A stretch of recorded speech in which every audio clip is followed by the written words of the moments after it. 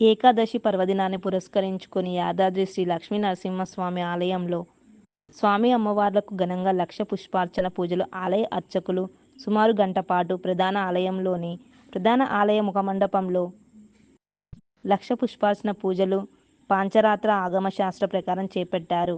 ఆలయ అర్చకులు వేద పండితుల వేద మంత్రోచ్చారణ చేత సన్నాయి మేళం నడుమ ఆలయ సంప్రదాయం ప్రకారం ఈ ఉత్సవం శాస్త్రోక్తంగా జరిగింది. లక్ష పుష్పార్చన పూజల్లో పాల్గొన్న భక్తులకు విశిష్టతను తెలియజేశారు. యాదాద్రి ఆలయ సన్నిధిలో భక్తుల రద్దీ తక్కువగా ఉంది. భక్తులు లేకపోవడంతో పరిసరాలలో సందడి తగ్గింది. ఆలయంలో వివిధ ఆర్జిత పూజల్లో భక్తులు పాల్గొని మొక్కులు చెల్లించుకున్నారు.